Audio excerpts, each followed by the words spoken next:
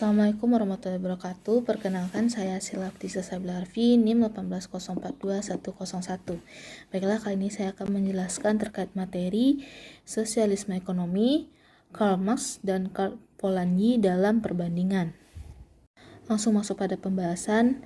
Pada umumnya, basis ekonomi dari hampir semua gerakan sosialis didasarkan pada tujuan yang sama, yakni penciptaan kesetaraan yang lebih besar untuk rata-rata pekerja dan warga negara. Tujuan sosialisme dalam lingkup ekonomi adalah menciptakan pemerataan yang lebih besar dan tidak mengandalkan individu-individu atau institusi privat untuk mengelola sarana-sarana produksi.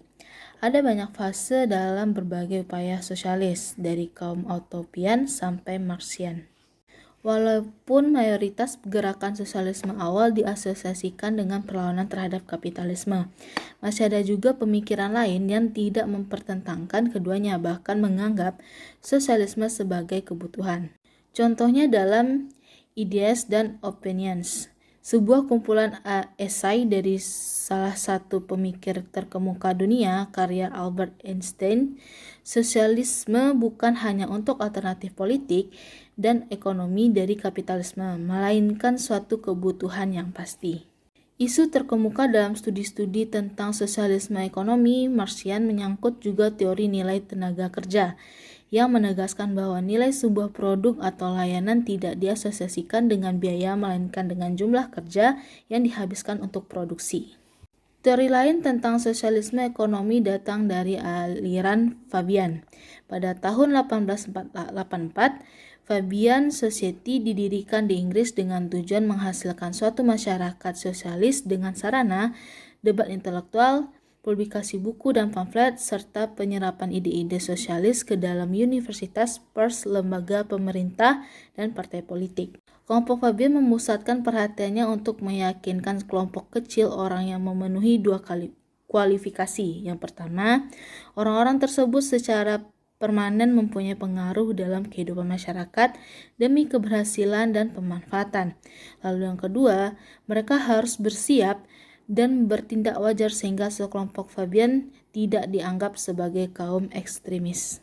Seperti pemikiran Marxian, Fabian juga didasarkan pada pengertian idealistik tentang negara yang sempurna di mana para buruh bekerja untuk kebaikan masyarakat dan bukannya keuntungan orang kaya. Poinnya adalah tidak ada teori murni entah kapitalisme, sosialisme, atau sistem ekonomi lain yang menguasai negara, melainkan suatu panduan dari aspek-aspek dan tindakan yang berbeda dari keduanya, ataupun bahkan lebih dari dua.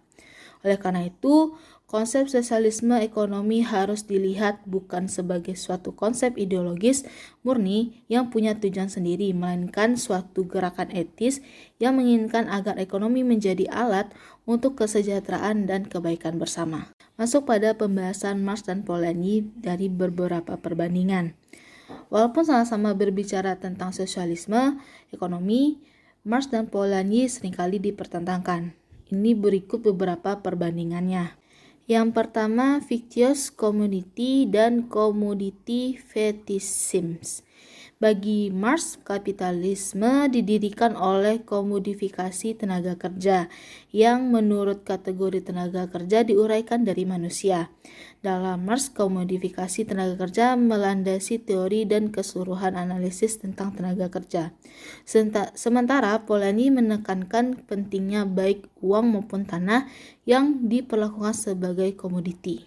Yang kedua itu dehumanisasi kapitalisme. Konsep Marx tentang dehumanisasi itu sama hakikatnya dengan konsep Polanyi.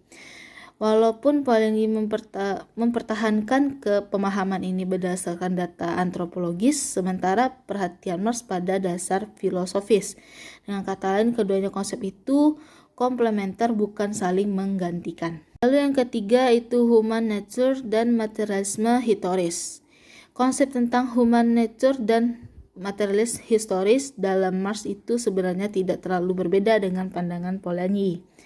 Polanyi mengatakan bahwa teori tentang ciri fetis pada komoditas dianggap sebagai kunci bagi analisis Marx tentang masyarakat kapitalis. Polanyi mengatakan bahwa teori fetish tentang nilai komoditas memang merupakan aplikasi prinsip dari pengasingan diri dari fenomena ekonomi di bawah kapitalisme. Baiklah, sekian penjelasan dari saya. Terlebih dan kurangnya mohon maaf. Assalamualaikum warahmatullahi wabarakatuh.